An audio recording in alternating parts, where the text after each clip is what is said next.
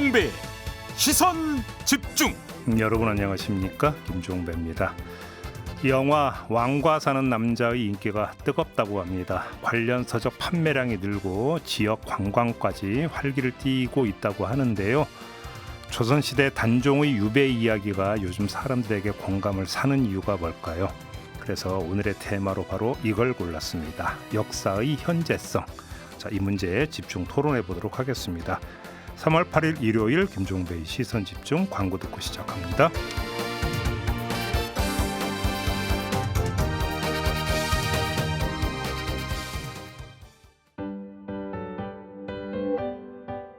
매일 쏟아지는 뉴스, 휴일엔 하나의 테마로 집중합니다. 나무가 아닌 숲을 보는 시선 집중, 테마 시사. 네, 두 분과 함께합니다. 노숙인의 인문학자, 인문공동체 책고집의 최준영 이사장 모셨습니다. 어서 오세요. 안녕하세요. 사회학자 오찬호 작가 모셨습니다. 어서 오세요. 안녕하세요. 자, 오늘의 테마는 역사의 현재성입니다. 좀 말이 좀 어렵나요? 그렇게 어려운 건 아닌데 사실 제가 이렇게 한번 이야기를 좀 시작을 해보겠습니다. 어떤 유명한 분이 책에 이렇게 썼습니다. 역사는 현재와 과거의 대화다라고 썼는데 그 뒤에 설명이 없습니다. 대화, 말을 거는 쪽이 현재일까요? 과거일까요? 현재가 말을 거는 거겠죠? 그렇다고 봐야 되겠죠. 네, 네. 예. 현재. 그럼 현재는 왜 과거에 말을 걸까요? 현재가 과거에 말을 걸지 않으면 과거는 박제된 것에 불과하겠죠. 현재가 과거에 말을 걸면서 과거가 생명력을 갖게 되고, 그래서 이제 이런 표현이 있잖아요. 그 과거라는 그림자는 미래라는 태양이 현재를 비추는 것이다라는 말이 있거든요. 이게 어떤 거냐면 이제 미래라는 태양, 그러니까 인류가 공동체가 나아가야 될 미래의 방향을 가지고 그걸 과거에 비춰서 그 그림자를 해석해야 된다라는 뜻이겠죠. 과거를 통해 미래를 본다. 네, 근데 과거를 통해 미래를 본다라는 것이 딱 직관적으로 맞는 말이지만, 그러니까 미래를 통해, 그러니까 우리가 나아가야 될 미래를 보면서 과거를 오히려 상상하게 되는. 오히려 그런 측면도. 네, 있고. 그런 측면에서 역사의 본질을 좀 많이 짚고 있죠. 네. 근데 우리가 지금 과거라고 하는 두루뭉술한 어떤 지금 그 단어를 쓰고 있지만 과거에 벌어졌던 일이 한둘입니까? 그죠? 특정한 과거를 소환하는 거잖아요. 그렇죠. 그래서 그 선택된 사실이라고 얘기를 하는데요. 네. 역사학에서는 역사학의 흐름을 잠깐 좀 개괄을 하자면 좀 전에 말씀하셨던 역사란 과거와 현재와의 끊임없는 대화다. 이거는 이제 에드워드 헬릿 카라고 하는 사람, E.H. 카라고 보통 많이 불리는 그분이 역사란 무엇인가라는 책을 통해서 유명한 책이죠. 표현을 했죠. 대학 때 거의 필독서로 다 한 번씩 읽어봤을 거라고 생각되는데 네. 카 이전의 역사학의 주류를 이루었던 거는 레오폴드 폰 랑케라고 하는 사람이 랑케 학파라고 하는 걸 주동을 했었는데, 그것은 이제 그 역사를 그 과거에 있었던 사실을 중심으로 기술해야 된다. 그래서 역사의 그 역사가는 창조자가 아니라 기록자여야 된다라고 주장을 하는데요. 그런데 역사를 과거에 있었던 사실만 갖고 기록을 하려고 하다 보면은 필연적으로 현재를 살고 있는 우리에게 어떤 영감을 주지 못한다는 거예요. 왜냐하면 과거에 아까 말씀하셨던 대로 너무나 많은 사건들이 있었고 많은 일들이 있었는데 그게 다 기록된 게 아니거든요. 유발 하라리 같은 경우 이렇게 표현하죠. 그러니까 역사라고 할 기록은 방자한 엘리트 10%가 기록한 것에 불과하다. 90%의 노동자 농민들은 너무 바쁘기 때문에 자신의 삶을 기록할 시간이 없었다는 거예요. 그래서 일부가 기록한 것에 불과하다는 거고요. 그다음에 구스타프 플레버라는 사람은 역사를 이렇게 정의합니다. 역사란 대양을 들이마시고 한 줌의 소변을 보는 것이다. 그러니까 어마어마하게 많은 양의 물을 들이마셨지만 결국 기록된 역사는 그중에 극히 일부에 불과하다는 거거든요. 방광 기능이 엄청나고. 그렇죠. 아니, 여기서 이제 소변은 아주 적다라는 것을 이제 표상하는 말인데요. 그 얘기 무슨 얘기냐면 과거에 있었던 그 무수히 많은 사건들 중에서 기록된 것은 극히 일부이기 때문에 역사가는 그 기록되지 않은 것을 상상해낼 수 있어야 된다는 거예요. 그래서 이제 어떤 인식의 정합성 이런 것들, 역사가가 어떻게 세계관을 가지고 역사를 바라보느냐는 곧 역사가 상상력의 일정 부분 우리는 기댈 수밖에 없는 거다. 그래서 옛날에 뭐 박근혜 정권 때 역사 교과서 국정화 뭐 논란이 있을 때 대부분의 역사 교사들이 반대를 했었잖아요. 역사는 사실은 국가가 나서서 지필해 놓고 국민들에게 암기만 하라고 강요할 것이 아니라 무수히 많은 상상해야 될 부분들이 있기 때문에 정답이 없다라는 거예요. 그래서 이제 그 선택된 사실에 불과한 것에 의존해서는 안 된다. 그러니까 지금 뭐 이제 이사님이 선택된 사실이라는 표현을 썼지만 그 E.H. 카의 책을 보면은 과거의 사실이 있고 역사적 사실이 있다. 근데 역사가 기록하는 것은 역사적 사실이다. 그럼 역사적 사실이라고 하는 건 뭐냐? 역사가 역사의식이 투영된 과거의 사실이다. 이렇게 얘기를 하잖아요. 맞습니다. 네. 그러니까 결국은 근데 역사가 역사의식이라고 하는 것은 결국은 현재의 어떤 상황 규정 속에서 싹 트는 의식이니까 그래서 이제 역사의 현재성 그 얘기를 하는 거 아니겠어요? 그런데 지금 현재 이제 E.H. 카가 뭐 그 역사란 무엇인가라는 책이 나오고 40주년이 기념 됐을 때 런던에서 심포지엄이 하나 열렸는데요. 그 심포지엄의 주제가 이것은 E.H. 카 선생을 어떻게 우리가 극복할 것인가. 그래서 주된 주제가 뭐였냐면 과거 현재와의 끊임없는 대화다라고 했던 카 선생이 얘기했던 그 대화는 지식인과 권력층만 참여했다는 거예요. 그러니까 이제는 현대에 와서는 그 지식인과 권력층 외에 기층들도 그 대화 속에 참여시켜야 된다. 과거의 역사가 거시사 또는 뭐 집권사, 왕조사, 경제사, 정치사 이런 거 중심으로 쓰여졌다면 기층들의 삶의 모습도 역사 속으로 기록돼야 된다. 그래서 미시사, 생활사, 뭐 문화사 뭐 이런 것들도 역사 기술의 주요한 부분을 차지해야 된다라는 논의가 나왔고요. 그것이 굉장히 많은 반향을 일으켰고 거기에 또 하나 반향을 일으켰던 게 뭐냐면 오늘 다룰 뭐 영화하고도 연관되는 얘기라고 할 수 있는데요. 뭐냐면 역사가 그동안 박제된 어떤 그런 논문 쓰기 어떤 학문 영역에만 머물러 있었는데 미디어와 결합을 해야 된다. 네. 칼 세이건이 코스모스라는 다큐멘터리를 만들고 나서 전 세계 많은 어린이들이 과학자의 꿈을 갖게 되듯이 역사가들도 미디어와 결합을 해서 많은 사람들한테 역사를 통해서 꿈을 꿀 수 있도록 해줘야 된다. 그것이 이제 소위 말해서 나타난 형태가 팩션이라는 형태로 나타나게 된 거고요. 드라마, 영화, 책 이런 것들이 이제 박제된 역사가 아니라 대중과 같이 호흡하는 역사 기술 대세를 이루고 있는 현실이라고 볼 수 있습니다. 역사가가 좀 중요한 것 같아요. 이 E.H. 카의 핵심도 결국은 이제 권력자의 서사로부터 벗어나야 된다는 거지만 그게 또 누구나 그 서사를 가질 수는 없다라는 거, 서사를 말할 수는 없다라는 거거든요. 그래서 이제 역사라는 것은 과거를 좀 리모델링하는 건데. 그러니까 리모델링을 아무한테나 못 맡기잖아요. 검증된 업체가 있는 것이고 그렇죠. 그 과정을 통해 가지고 어떻게 보면 그다음에 또 리모델링을 잘하는 것도 중요하지만 주변과의 조화도 굉장히 필요한 것이죠. 그것처럼 역사가가 박제된 과거에 어떤 생명력을 집어넣는가라는 거죠. 근데 그 어떤이라는 것은 목표가 이제 미래에 있어야 된다는 거죠. 미래의 공동체가 나아가야 될 방향에 맞춰서 리모델링을 해야 된다. 지금으로 치면 친환경 리모델링을 해야 하듯이 역사를 또 그렇게 디자인해야 된다라고 좀 가감하게 볼 수 있죠. 우리가 이제 단순한 얘기로 역사를 왜 공부해야 되느냐라고 질문을 받으면 뭐 역사를 통해서 교훈을 얻기 위해서라고 얘기를 많이 했었잖아요. 그건 너무 제가 봤을 땐 루틴한 답인 것 같고 역시 또 유발 하라리를 또 인용하게 되는데 그런 역사를 공부하는 이유는 단순히 교훈을 얻기 위해서가 아니라 지평을 넓히기 위해서다. 그 넓어진 지평을 통해서 미래를 조망할 수 있고 미래를 설계할 수 있다. 뭐 이렇게 설명을 하잖아요. 근데 저는 뭐 하라리의 주장에 동의를 일정 정도 하면서 하라리라는 역사가가 나오기까지의 역사 흐름들을 보면은 아까 카가 굉장히 강조됐고 20세기 중반기 이후로 E.H. 카가 진보적 역사관이 대세를 이룬 듯 했으나 엎치락뒤치락 했었습니다. 사실은. 뭐 아날 학파라든가 브로델 이런 사람들이 구조주의를 들고 나와서 구조주의가 대세를 이루기도 했었고요. 역사는 항상 구조와 인간 둘 간의 싸움이거든요. 구조가 우선이냐 인간이 우선이냐. 카가 인간 중심의 역사학을 얘기했다면 구조 중심의 역사를 얘기했던 사람도 굉장히 많아요. 그러니까 레비스트로스라든가. 구조주의라고 하는 게 이제 뭐냐면 어떤 인물이 어떻게 결단해서 무슨 행위를 했느냐 말고 그때 이제 뭐 사회 경제적 배경이 어떻게 되는 거냐. 그렇죠. 그래서 뭐 역사 네. 법칙을 이야기를 하고 이제 이런 게 이제 구조주의인데 네. 뭐 여기까지 저희가 들어갈 이유는 없을 것 같고. 근데 이제 좀 다시 얘기를 좀 약간 해서 역사는 학문이기 이전에 서사 아닙니까? 서사 말 그대로 이야기잖아요. 역사라고 하는 게 이야기. 네네. 그러면 과거가 소환이 된다, 역사가 소환이 된다라고 하는 것은 소환되는 과정에서 각색은 필수적으로 이루어지는 거라고 볼 수 있는 거잖아요.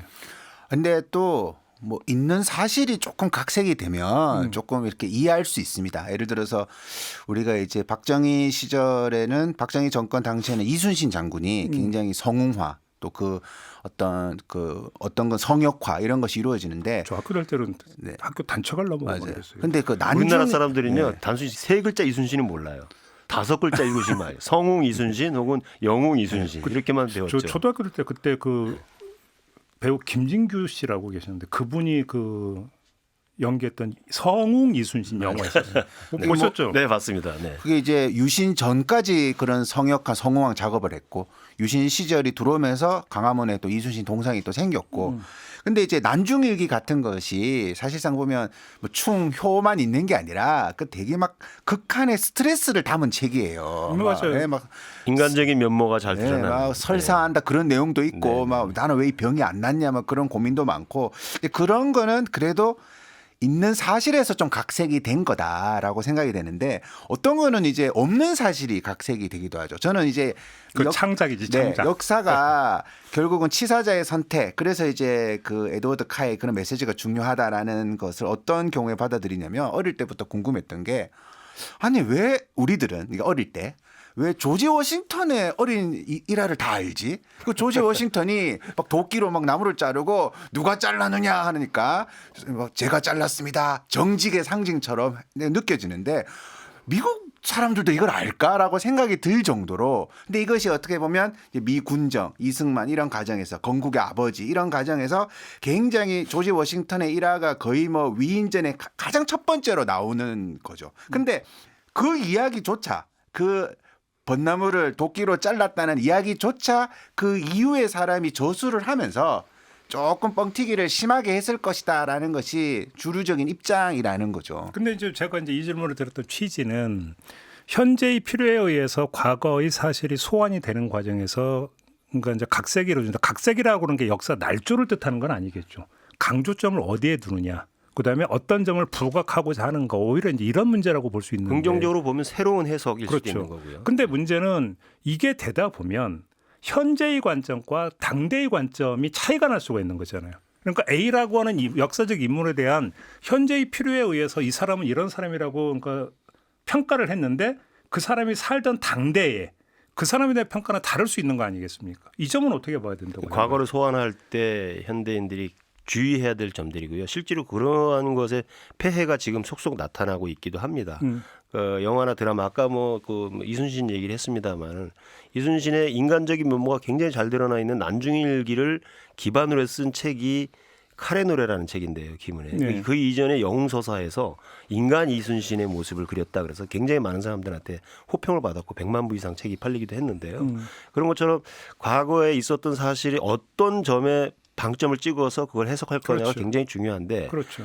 요즘 미디어하고 결합된 역사적 인물들을 보면은 그 영웅서사는 이제 한물간서사라고 볼 수 있지만 지금 이 현재의 어떤 문화적인 흐름들 이런 거에 영합하는 듯한 그런 사실 흐름들이 좀 많이 있어요. 예를 들면 뭐가 있어요? 예를 들어서 뭐 드라마 같은 경우도 보면은 지금 뭐 영화 나오고 있는 왕과 사는 남자도 마찬가지고요. 그 이전에 뭐 광해 뭐 왕이 된 남자 뭐 이런 것들이라든가 또는 뭐 명성황후 이런 것들은 사실은 상당히 많은 왜곡들이 있거든요. 근데 그렇죠. 그 얘기는 2부에서 본격적으로 할 거라고 해서 네네네. 조금 미뤄두도록 하겠습니다. 예. 근데 사료라는 것이 끊임없이 발견되고 발굴되는 것이니까 과거의 해석 하나로만 머무를 수 없을 것이다. 계속 무엇이 발견되느냐에 따라 가지고 그 해석을 이제 그 증거물이 쌓이게 되니까 다른 해석이 확장되기도 하고 혹은 뭐 전복되기도 하고 이제 그런 것이죠. 그래서 뭐 예전에 제가 이제 대구에 살았으니까 경주로 수학여행을 많이 갑니다. 경주에 수학여행을 많이 가게 되면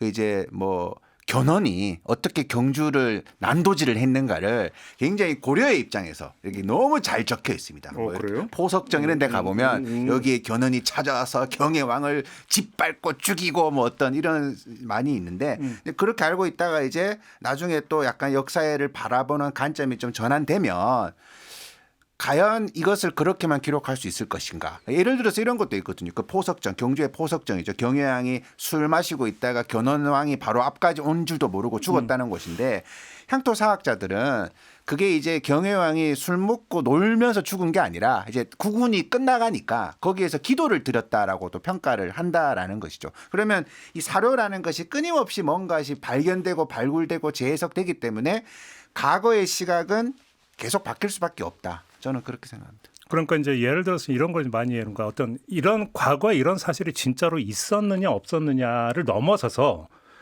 이걸 어떤 관점에서 평가할 것이냐의 문제에서 이제 우리가 예를 많이 드는 게 루소라는 사람을 예를 많이 들어요. 뭐냐면 루소는 자식이 7명인가가 있었는데 그때 5명인가를 고아원에 보냈다. 그런데 그때 고아원에 보낸다는 것은 거의 죽는 코스였다. 그런데 그런 사람이 에밀이라고 하는 책을 썼다. 근데 이제 역사적 사실을 보면 우리가 이제 잘 알고 있는 볼테르라고 하는 또 사상가가 있잖아요. 볼테르가 그렇게 아주 맹렬한 안티 루소였더라고요. 보니까 요즘 개념은 거의 1인 시위까지 할 정도로 루소는 정말 XX다라고 했던. 그러면 우리는 루소라고 하는 것을 사회개혁론의 어떤 문을 열었던 대단한 사상가라고 이제 평가를 한단 말이에요. 근데 당대 볼테르의 관점에서 보면은 루소는 XX예요. 그렇지 않습니까? 자, 그러면 여기서 어떤 관점을 취할 것이냐가 이거는 무엇이 진실이냐의 문제가 아니라 어떤 필요에 의해서 어떤 점을 주되게 보느냐에 따라서 역사라고 하는 게 달라지고 과거의 사실이 달라진다. 사실은 어찌 우리가 역사를 접근하는 데 있어서 주의하고 경계해야 되는 게 그것 아니냐 이렇게 이야기하는 사람들도 있거든요.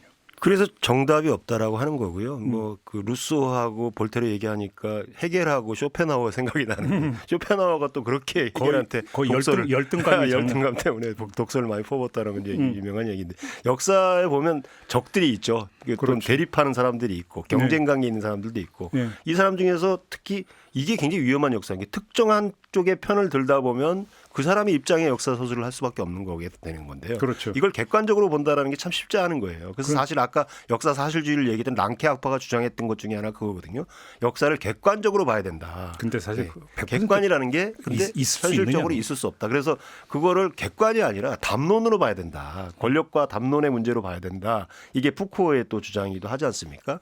당대의 어떤 그 주요한 담론이 무엇이었냐. 이게 이제 에피메데스라고 그래갖고 이제 푸코가 얘기를 많이 하는데 요즘엔 패러다임이란 말로 과학계에서 많이 쓰는 용어하고 비슷한 그 시대에 주로 어떤 것들이 담론을 이루었느냐가 그것이 뭐 주류든 비주류든 간에 그것이 이제 재해석될 여지들을 만들어주고 근거가 된다 이렇게 얘기를 하죠. 예. 그 예전에 학교에서 마르크스 강의를 듣는데 교수님이 마르크스가 좀 싫은 거예요. 그런 강의도 들으셨어요? 네, 이제 대학원 때 이제 듣는데 교수님이 좀 싫은 거죠. 약간 이런 마르크스도 싫고 마르크스 주의자들도 싫고 뭐 강성 운동권도 다 싫은데 수업은 하긴 해야 되니까 그래서 막 신나게 막 수업을 하신 다음에 맨 마지막에 야 근데 마르크스가 유모한테 월급을 안 줬다지? 그러면서 이제 어디서 믿거나 말거나 뭐 그런 식으로 또 말을 툭 뱉은 적이 계세요. 아니 그 우리나라 번역된 책이 하나 있어요. 지식인의 뭐 땡땡땡이라는 책이 있어요. 그걸 보면은 역사적으로 되게 위인으로 평가받은 사람들의 이면 잘 안 알려져 있는 그것만 찾아가지고 지식인이라는 게 인간이 이런 인간들이다. 그러니까 그늘 내지 양면 이걸 막 강조한 책이 있어요. 근데 이제 그 이야기를 마르크스가 아닌 다른 사람이 했을 때 사회적으로 어떤 의미가 있냐라고 물어봤을 때 마르크스란 걸 지우고 그 사람 마르크스가 했던 말의 의미만을 쫓아가 보면 어마어마한 거죠. 자본주의가 이런 식으로 성장을 해버리면 노동자는 완전히 부품에 불과하다라는 메시지를 던지는 것이기 때문에 그게 담론이라고 표현을 할 수가 있겠죠. 그런 측면에서 마르크스의 그런 것은 조금 에피소드로 좀 봐줄 수 있지 않을까. 근데 이제 문제는 이제 그렇게 얘기하는 것은 그랬던 사람이 가정부에 월급을 안 줘? 되게 위선적이고 그러면 저 사람의 이론을 지금 진정성 있는 이론이라고 믿을 수 있냐? 그건 아니지 않나? 이렇게 연결이 되는 거죠. 이게 도덕적인 담론인데 그러니까요. 언행 불일치는 사실상 이제 언행을 일치하고 사는 것은 그냥 세상의 이치에 나를 맡겨버리면 간단합니다. 사람에겐 누구나 결함이 있고요. 그렇죠. 이건 이제 결핍이라고 얘기하는데 결핍을 가진 존재죠 인간은. 그래서 이게 굉장히 또 문학 용어로 에로틱 아이러니라는 용어가 있는데 무슨 얘기냐? 우리는 누구나 결핍을 가지고 있기 때문에 어떤 완벽한 사람을 보고 동경하는 마음이 생기는 게 아니라 오히려 누군가 좀 뭔가 비어 있는 사람, 결핍이 있는 그렇죠. 아까 난중일기도 사실 맞습니다. 그런 면들이고요. 그 영화나 드라마의 주인공 완벽한 조건을 가진 등장인물이 나오는데 완벽한 조건을 가진 등장인물은 거의 대부분 악당일 가능성이 높고요. 주인공은 뭔가가 하나 빠져 있어요. 공부도 잘하고 착하고 예쁜데 여자 주인공 가난해. 뭐 예를든지 남자 주인공 열심히 공부해서 출세욕도 불타고 의지도 있는데 역시 마찬가지로 뒷 배경이 없어. 뭐 이런 것들을 보여줄 때 드라마나 영화의 그 주인공의 관객들이 빠져드는 거거든요. 영웅 서사가 인기를 끌던 시대가 있었다면 이제는 결핍된 어떤 등장인물을 등장시켜서 공감을 얻으려고 하는 그런 흐름들이 지금 형성되고 있는 게 아닌가 생각합니다. 하나만 더 여쭤보고 싶은 게 이제 그 현재가 과거를 소환한다고 했을 때 소환의 주체가 관이냐, 민이냐.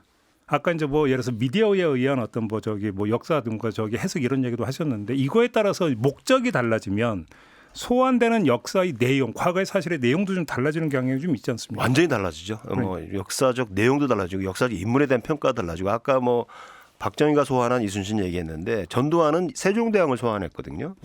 자기가 무력 정권이기 때문에 군부 정권이기 때문에 문화주의, 문화를 융성하게 했던 세종을 어떤 표상함으로써 자신의 이미지를 세탁하려고 했던 거고요. 박정희가 이순신을 소환했던 것도 마찬가지죠. 친일 전력이 있고 뭐 예를 들어서 뭐 관동군 뭐 일본 육사 출신이다 이런 걸 희석하기 위해서 그렇게 이순신이라는 일본을 무찔렀다. 이렇게 그 관이라든가 정부라든가 정치적으로 어떤 역사를 해석하려고 들기 시작하면은 역사 왜곡이 심각해지고 그게 왜 심각한 문제가 되냐면 여러 사람, 많은 사람들에게 영향을 끼치기 때문에 그 교과서에 실리기도 하고 또 기타 다양한 방식으로 국민들한테 계도하는 수단화 될 수가 있기 때문에 그런 거고요. 민이 소환하는 경우는 민이 소환한다는 얘기는 아까 말씀드린 미디어하고 결합한 거라고 볼 수 있어요. 현대의 창조자들이 뭘 관점을 보냐. 이 영화를 만들었을 때 대통령이나 정치인들이 재밌게 볼까를 전혀 관심 안 갖잖아요. 대신 대중들이 어떻게 볼 것인가. 민이 이 역사적 사실을 어떻게 환호할 것인가 내칠 것인가 이런 걸 주목하기 때문에 미디어가 소환하는 것은 다시 말해서 민이 소환하는 거라고 볼 수 있는 거고 여기에는 이제 또 위험한 요소들이 있어요. 흥행 요소를 지나치게 강조하다 보면 실제적인 사건이나 이런 것들을 부풀리기도 하고 때로는 왜곡하기도 하고 그래서 이제 논란이 되기도 하고 그런 거죠. 예. 뭐 멀리 갈 것도 없고 제주 4.3 같은 경우가 사실상 관에 의해서 소환되었을 때는 거의 뭐 빨갱이들의 어떤 그런 행동들이었고 실제로 민에 의해서 소환이 되면 그것은 굉장히 국가 폭력의 어떤 증거로서 학살로 규정될 수가 있겠죠. 알겠습니다. 역사 이야기를 좀 하고 있는데요. 잠시 전하는 말씀 듣고 좀 이어가도록 하겠습니다. 여러분은 지금 시선집중 테마 시사를 듣고 계십니다. 네, 테마 시사 두 분과 함께하고 있습니다. 사회학자 오찬호 작가, 인문공동체 책고집의 최준영 이사장 두 분과 함께하고 있는데요. 사실 저희가 이번 주의 테마로 역사의 현재성을 꼽은 이유가 바로 이 영화 때문인데 왕과 사는 남자 보셨습니까? 네, 저는 개봉 첫 주차에 아이들이 보자고 해서 바로 가서 봤습니다. 그러니까 전혀 예상 못했죠. 이 1,000만에 육박할 거라고. 관람 평을 좀 말씀해 주시면 어땠어요? 그러니까 가족 영화로서 아주 가족 영화. 네, 가족 영화로서 아주 재미가 있었고 성격 규정을 가족 영화로 하신 거예요? 재미있었고 왜냐하면 요즘 같은 시대에 그 아이들이 극장에서 2시간 동안 집중해서 보는 것 자체가 좀 대견할 때가 있거든요. 그래서 이제 가족 영화로서 아주 좋았고 저 개인적으로는 뭐 모르는 사실을 알아서 좋은 것도 있었지만 조금 안전하게 연출을 하지 않았나. 무슨 말씀이세요? 그러니까 좀 뭔가 뒷부분에 갈수록 눈물이 나올 듯한 느낌의 어떤 그런 전개를 해서 조금 도전적이지 않은 것에 대한 아쉬움 정도. 아 그래요? 네. 우리 이사장님 어떻게 보셨습니까?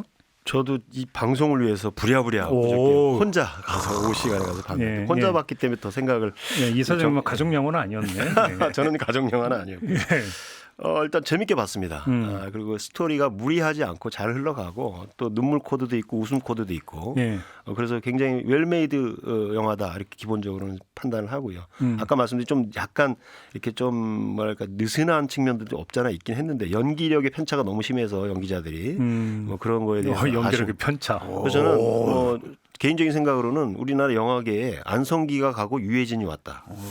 저는 안성기로 대표되는 국민 배우가 사라졌는데 돌아가셨는데 유해진 씨 연기력이야 뭐 두말할 필요가. 근데 연기력을 넘어서는 뭔가 아우라 같은 게 느껴지더라고요. 이번 영화에서는 영화를 이끌고 나가는 힘. 뭐 이런 것까지 느껴져서 유해진이라는 배우의 새로운 발견. 뭐 특히 이 영화가 유해진이라는 배우의 어떤 그 필모그래피의 한 정점을 이루고 변곡점이 되지 않을까 이런 생각도 해봤고요. 초창기 영화 우리 오찬호 작가 얘기했듯이 사실 희화화시키는 그런 프로그램들이 많았어요. 장항준 감독하고 뭐 관련이 있다 보니까 온갖 방송에서 초대를 해갖고 뭐 토크도 하고 뭐 영화 얘기도 하는데 다 웃기고 그냥 비웃고 뭐 이 잘해야 450만 될까 말까 한 거고 뭐 장항준이 하다 안 되니까 심파 갖고 들고 나왔구나 뭐 그래서 사람들 눈물샘 자극해갖고 어떻게 해보려고 막 이렇게도 하고 또 와이프가 대본 써준 거 아니냐라고 놀리기도 하고 뭐 온갖 그렇게 막 웃음 코드로 계속 하길래 야 영화라고 하는 하나의 창작물에 대해서 이렇게 우리 가볍게 접근해도 되나 사실 우려가 됐는데 저는 그 우려는 기우였던 것 같아요. 장항준 감독이 가지고 있는 그 캐릭터가 영화 홍보에 잘 스며들어간 것 같아요. 그래서 부담 없이 그래 장항준도 히트작 하나 나와야지 뭐 이런 생각 또한 연민까지 느끼면서 본 사람도 있다고 할 정도니까 영화 평론까지 이제 해주셨는데 네네. 오늘의 주제로 하면은 결국은 이제 이게 어떤 현재의 어떤 부분에 이제 접목이 되느냐, 다시 말해서 어떤 코드냐. 사람들이 지금 이 단종의 이야기 내지 어몽도의 이야기에 열광을 하는 그 이유가 뭘까? 여기 이제 대중의 정서가 깔려 있는 거잖아요. 뭐라고 읽으셨습니까, 그게? 저는 그 영화 대사 속에 나오는 건데요. 우리가 이 거사를 일으키는 이유가 이 거사 꼭 반드시 성공할 거라는 믿음 때문에가 아니라 뭔가 우리가 잘못된 역사를 바로잡기 위해서 노력했다라고 하는 것은 우리가 남겨야 되지 않겠냐. 이게 이제 그 뭐 단종이 얘기하는 금성대군과의 거사를 앞두고 하는 얘기인데요.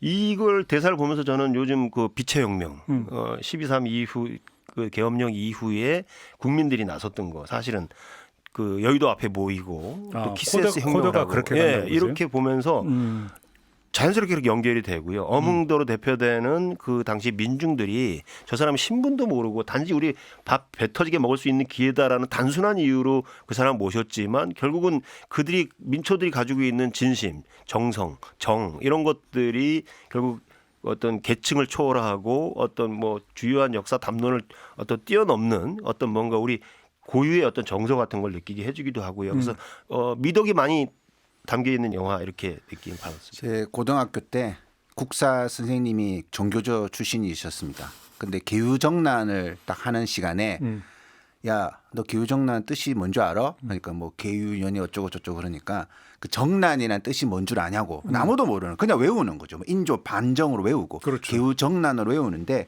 이 정난이라는 것이 난을 정리정돈한다라는 거잖아요. 지금 국가가 굉장히 혼란스러운데 이른바 이것 김종서인 아닙니까? 그렇죠. 그러면? 네, 그런 걸 덮어씌운 평정하는 거죠. 굉장히 승자의 단어인 거죠. 그러니까 어떻게 보면 이것이 쿠데타가 아니라 혁명이다. 성공한 혁명이라는 것을 보여주기 위한 단어가 바로 계유정난인데 결국 그 역사의 기록이 후대에 어떤 식으로 살아남았느냐가 핵심이겠죠. 결국 이 수양대군 세조에 대해서 그래 얘가 찬탈은 했지만 그래도 리더십이 있었어. 이런 식으로 언급이 계속되면서 저는 지금도 우리 사회를 지배하고 있는 공과 가를 동시에 봐야 된다. 어떤 뭐 잘못을 지적을 했을 때 군부 독재라든가 이런 걸 지적을 했을 때 공도 있는 거야. 뭐 이런 얘기. 이승만의 국가 폭력에 대한 지적을 하면 건국에 공이 있는 거야. 그 공과 과의 지독한 프레임에 빠지게 되는 것이 이 계유정난이라는 표현으로부터 시작되었다고 봐도 될 만큼 그래서 아마 이것을 보시는 분들은 이 영화의 흐름이 어떻게 보면 세조를 등장시키지 않고 이제 철저하게 단종에게 감정이입을 하도록 영화한 건데 이제 이것에 대해서 좀 확실하게 종지부를 좀 찍자. 세조는 나쁘다. 그래서 뭐 보면 무슨 뭐 그 영월의 단종 관광지 이런데 막 별표를 막 거기다 대놓고 막 별표를 막 되게 낮게 주면서 수양대군 물러가라 뭐 이런 메시지를 적고 하더라고요. 바로 그 지점인데 이제 아까 제가 그걸 여쭤봤잖아요. 현재의 그 관점과 당대의 관점에 따라서 이 평가가 달라질 수 있다. 그럼 과연 그 당대로 돌아갔을 때 당연히 조카의 왕위를 찬탈한 거 나쁜 거죠. 근데 문제는 이전에 그 계유정난을 그렸던 드라마를 보면 이른바 신권과 왕권의 대립. 거기서 왕권의 강화를 위한 세조의 불가피한 대응. 뭐 이런 식으로 묘사하는 경우도 있잖아요. 맞습니다. 이전에요. 영화나 드라마로 뭐 이런 것도 있단 말이죠. 그러니까 평가 포인트를 어디에 놓느냐에 따라서 이게 평가가 달라지는 것이 있다라는 것이죠. 네네. 이것이. 그다음에 또 하나 이 왕과 사는 그 남자에서 보면은 한명회에 대한 고증이 되게 엄밀하게 잘 됐다. 인물에 대한 고증이 이 이야기를 해요. 근데 또 한 가지는 매화인가요? 상궁. 이거는 기록이 없는 야사에만 존재하는 그런 것이다라고 또 이야기를 하고 어쩌면 이게 공정이 되고 있는 거잖아요. 이 점은 어떻게 이해를 해야 되는 걸까요? 우리가 항상 얘기할 때 정사냐 야사냐 갖고 많이 따지잖아요. 특히 사극 나오면 역사 좀 안다는 사람들 뭐 고증이 잘못됐다는 등 뭐 칼 차는 법이 잘못됐다는 등 말 타는 법을 거꾸로 했다는 등 뭐 이런 주장하는 사람들 많이 있는데 그건 정사의 얘기고요. 그러니까 정통 사극을 두고서 하는 얘기고요. 저는 아까 팩션이란 말 했습니다만 이런 거는 이제 우리나라의 새로운 장르로 이제 퓨전 사극이라 그래서 네. 꼭 역사 속에 있는 내용만에 주목하는 게 아니라 다양한 상상력의 옷을 입혀서 팩션의 느낌이 나는 그런 사극을 만든 거기 때문에 아까 상국 얘기 같은 경우는 기록은 없지만 근데 연례실 기술이니까 거기에는 나온다면서요. 연례실 기술 같은 경우 이긍이라는 사람이 정조 시대 이제 실학자인데요. 아버지 이광사하고 이긍이 둘이서 이제 연례실이라는 게 이긍이게 호예요. 개인적으로 역사서를 쓴 거예요. 사마천이 사기를 썼듯이 뭐 정부에서 뭐 실록을 편찬하기 위해서 쓴 게 아니라 그래서 태조서부터 현종까지 283년 동안의 역사를 55권의 역사책으로 써냈는데요. 거기에 보면은 사실은 실록이 기록되지 않은 내용들이 굉장히 많아요. 그래서 이건 뭐 예를 들어 뭐 조작한 거다 아니면 또 없던 얘기 만든 거다 하는데 저는 오히려 이게 야사라고는 하지만 연례실 기술이야 말로 실록에는 기록할 수 없었던 얘기들 적나라한 얘기들을 오히려 더 적실성 있게 기재하지 않았을까라고 생각해서 마지막에 죽는 장면 같은 경우도 실록에는 사약을 내렸고 사약을 먹고 죽었다고 나오지만 사실은 이 명주실 활 시를 당길 때 명주실로 목을 하고 뒤에서 잡아당겨서 했다. 이게 연료실 기술에 나오는 얘기거든요. 그래서 야산이 정산이를 정답 오답의 개념이 아니라 서로 보완 상보적 관계로 봐야 되지 않겠나라는 생각을 해봅니다. 그렇게 보시는 거고. 네. 그 한명회를 좀 다르게 고증했다라는 뜻이 저는 이제 어떻게 이해를 했냐면 이게 이제 우리가 보통 역사에서 불가피하다라는 말이 항상 악용되잖아요. 근데 이거는 단종의 입장에서 불가피한 걸 좀 보여주는 것 같아요. 그러니까 한명회가 어떻게 고증이 된 느낌이냐면 그 아우라, 그 강한 힘. 이게 단종이 아무것도 할 수 없는. 그러니까 이제 단지 그냥 뭐 어떻게 보면 자기의 숙부가 왕권을 찬탈한 이게 아니라 하나의 거대 권력이 자신을 벼랑으로 내몰고 있는 듯한 느낌을 보여주면서 자기는 불가피하게 죽을 수밖에 없는데 그 과정에서 한명회라는 존재가 굉장히 거대하고 강한 악으로 그려지면서 좀 더 단종에게 감정이입을 할 수 있도록 하지 않았는가의 질문을 좀 던져봤습니다. 그러면 이제 좀 몇 가지 사례를 가지고 그 현재성 그 코드를 한번 좀 읽었으면 좋겠는데 이때 아마 시청률이 60%가 넘어갔던 걸로 제가 알고 있는데 태조왕건 네. 드라마 KBS 드라마 지금도 케이블을 틀어보면 26년째 하고 있습니다. 그런데 어마어마한 시청률이었거든요. 이거 거의 국민 여기 드라마였는데 이게 그때 왜 이렇게 인기를 끌었다고 보세요? 이거는.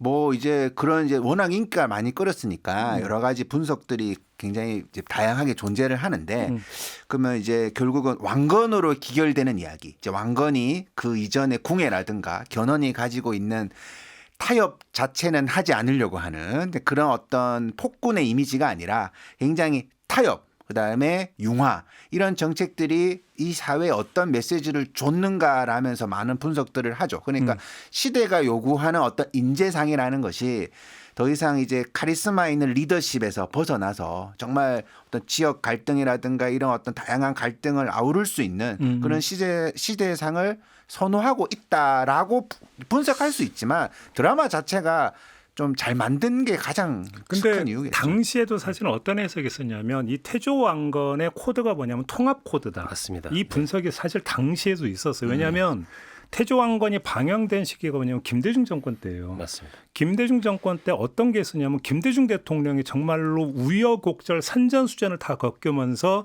대통령이 됐지만 그때 이제 뭐 하루가 멀다고 나왔던 정치 기사의 단어가 뭡니까?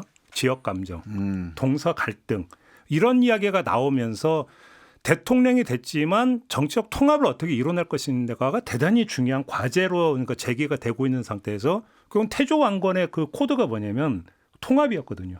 그래서 오히려 태조왕건이 어마어마한 인기를 끌었던 것이 그런 통합 코드가 먹혔던 거 아니냐. 이런 분석이 사실 당시에도 좀 있었던 것 같아요. 기억을 좀 더듬어 보면. 오찬호 작가 얘기했듯이 드라마 자체가 재미가 없으면 안 볼 텐데요. 당연하죠, 그거는. 그거는 뭐 시청자들이 보는 것은 드라마의 완성도에 이끌리는 거고요. 우리 이제 지식인 그룹에서는 그것이 시대적으로 어떤 의미가 있느냐를 캐다 보니까 DJ 정권 초기와 왕건이 그 고려를 설립을 할 때 창건을 할 때의 어떤 시대적 배경이 맞았다는 거고 특히 고려라는 나라는 그 중앙 집권이 아니라 지역 토들이 실질적으로 자신들의 권한을 계속 가지고 유지하는 어찌 요즘으로 보면 지방 분권이 이루어졌던 시대라고 볼 수 있는데 DJ가 우리나라에서 최초로 지방선거를 다시 부활시키기도 하고요. 정적과의 문제도 아까 말 타협, 협상을 통해서 정적도 용서해주고 화해 제스처를 취하고 또 중요한 거는 기업들 IMF 이후로 지금 이제 경제 구조가 이제 완전 패러다임이 전환돼야 되는 시기에 대기업 난공불락이라 그랬는데 이제 대기업들한테도 가서 업종 단일화를 해야 된다, 빅딜을 해야 된다 하고 적극적으로 정부가 어떤 기업들의 체질 개선하는 데도 나서고, 그러니까 여러 통합의 리더십이 필요한 시기가 이제 DJ 시기였는데 그게 태조 왕건이 창건을 할 때의 시기하고 교묘하게 맞물렸던 것 같고 그게 더 시너지 효과를 내지 않았었나 싶습니다. 그러면 네. 태조 왕건에 맞먹는 드라마가 MBC의 대장금이었어요. 대장금은 왜 이렇게 히트를 쳤다고 보세요? 주인공이 이영애 씨라는.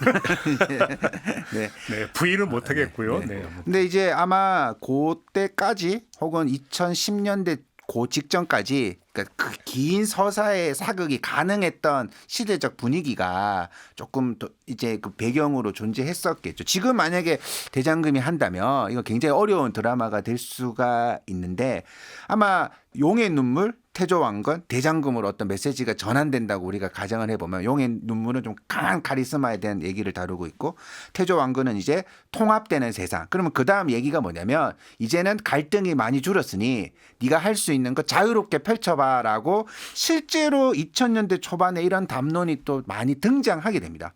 우리가 사실 2000년대 전에는 부자 되세요 이런 말을 속으로 하지 막 대놓고 안 하거든요. 근데 광고? 예, 이제부터 막 부자 되세요 그러고 이제 성공 이런 말들이 많아지는데 이 대장금에서는 기존의 사극 문법하고는 조금 다른 여성이 주인공이 되어가지고 그 다음에 주어진 환경에 굴복하지 않고 고난을 극복하는 스토리가 굉장히 아름답게 그려지고 있었기 때문에 일종의 그 당시부터 시대에 등장하고 있는 능력주의라든가 이런 어떤 담론하고 묘하게 맞아떨어지면서 굉장히 어떻게 보면 사극이 아니라 위인전을 하나 보는 듯한 느낌을 가질 수가 있겠죠. 그걸 능력주의라고 하는 코드를 읽을 수도 있고 이렇게도 볼 수 있는 것. 이게 이제 이 드라마가 방영됐던 게 노무현 정권 때잖아요. 그러니까 대장금이라고 하는 인물은 그때 시대로 놓고 보면 그 비주류라고도 분석할 수 없는 여성이기 때문에 네, 맞습니다. 거기다가 뭐 양반 출신도 아니고 비주류라는 개념도 성립이 되지 않는 그 인물이 온갖 역경을 극복하고 말 그대로 성공을 한다. 물론 능력주의도 볼 수 있는데 어찌 본다면 그것이 노무현 당시 대통령의 캐릭터고 딱 겹쳐지는 부분이 사실은 좀 있거든요. 그렇게도 해석할 여지가 있다고 충분히 보세요? 해석의 여지가 있고요. 근데 이 대목에서 좀 느껴지는 게 우리 김종배 앵커께서는 시사 프로그램을 너무 오래 하시다 보니까 모든 걸 다 정치와 연결시키고 정치가의 이미지하고 뭐 인정을 안 할 수가 없긴 합니다. 매치업을 시키려고 하는 그런 습성이 몸에 밴 게 아닌가 싶습니다. 인정을 합니다.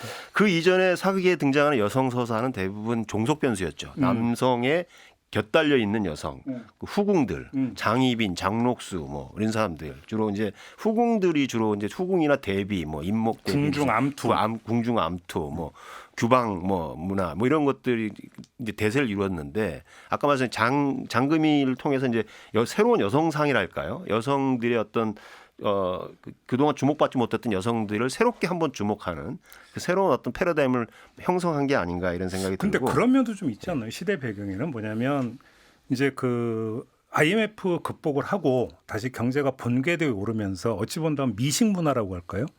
식도락 문화라고 할까요?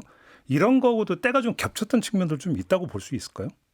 그거보다는 그 이제 사실 음식과 관련된 문화는 그 이후로 한 10년 후에 좀 본격화되기 시작했는데 어떤 사실은 뭐 이렇게 뭐 이때만 해도 생경함이 오히려 주는 색다름이 주는 어떤 묘미도 있었지 않았나. 근데 그럼 하나만 더요. 그러니까 사실은 그 노무현 정권 때 그 대중문화의 컨텐츠로서 각광을 받았던 역사적 인물이 누구냐면 정조였어요. MBC 드라마에 이산이라고 하는 어떤 이제 드라마도 있어요. 그것도 엄청 공전의 히트를 쳤던 건데 그러면서 이제 그려졌던 정조의 상은 한마디로 개혁군주. 개혁군주의 상. 온갖 시련을 극복을 하고 말고도 생사의 어떤 그 전선을 넘어서서 권력을 쥐인 다음에 개혁 정책을 폈던 개혁군주의 모습으로 그리는 거와 이게 어떤 시대냐면 노무현 정권 때예요. 이거는 정말 정책으로 해석을 안 할 수가 없을 것 같은데 어떻게 보십니까? 그때 뭐 정조 리더십 이런 책도 엄청 많이 나왔던 것 그때 같아요. 뭐 장난 아니었어요. 네네. 우리가 이제 고난을 극복하는 서사에 많이 감동을 받죠. 실제로 그런 내용은. 근데 이거는 다르게 보면 우리 사회에는 고난을 극복하는 서사가 실제로는 취약하다는 증거인 거죠. 그러니까 미디어를 통해서는 그런 서사를 보면서 우리가 감동을 받지만 일상에서는 그것이 굉장히 힘들고 굉장히 어렵다라는 것을 많은 사람들이 알기 때문에 지나친 감동을 받는 측면도 그런 것이 있겠죠. 그래서 이게 이산도 워낙 긴 드라마니까 어떻게 결을 하나를 가지고 분석할 수는 없겠지만 결국은 합리적으로 그러니까 리더가 합리적으로 생각한다는 것은 무엇인가에 대한 질문을 계속 던졌던 것 같아요. 그러니까 이게 어떤 거냐면 과거의 고난 극복에 리더가 매몰되어가지고 그 과거를 계속 자신의 권력으로 소환을 해가지고 정치를 해 나갈 때 그는 어마어마한 이제 사륙이 이루어질 수밖에 없게 되는데 그 과거를 나아가야 될 미래를 바라보면서 그 과거를 내가 어떻게 해석하면서 자신이 합리적인 리더가 되기 위해 했던 노력들 이런 것들이 일종의 보면 우리 사회에서 있어 왔던 역사에 대한 뭐 이렇게 역사를 이제는 잊어야 된다 미래로 향해 나아가야 된다 이런 이야기하고 좀 겹쳐진 것도 분명히 있다고 봅니다. 그럼 하나만 더 여쭙고 마무리를 해야 될 것 같은데 이거는 정치 코드로 읽기가 제 능력으로 한계가 있어서 왕의 남자가 있었습니다. 그것도 상당히 히트를 쳤던 영화 아닙니까? 그 코드는 어떻게 읽으십니까? 왕의 남자는 제 기준으로는 되게 혁명적인 영화였어요. 어떤 점에서? 왜냐하면 소수자 감수성도 굉장히 많이 들어가게 되고 그리고 이제 약간 이거는 역사가 주는 매력을 담고 있다고 보거든요. 이게 이제 왕의 남자가 이게 거의 이것도 참 그 당시 최고 성행을 했잖아요. 그때 그렇게 된 이유가 그러니까 왕가 사는 남자라든가 혹은 뭐 실미도 이런 것도 1,000만 넘었잖아요. 이런 거와 결이 좀 다른데 왕의 남자는 한 번 본 사람이 계속 보는 N회차 관람을 하게 됩니다. 근데 그 이유가 뭐냐면 이제 왕의 남자는 이제 왕이 아니라 그 광대의 시선으로 그게 이제 전개가 되는데 그 시선으로 영화를 한번 보지만 또 다른 회차에서 보면 연산군의 입장에서 또 보게 됩니다.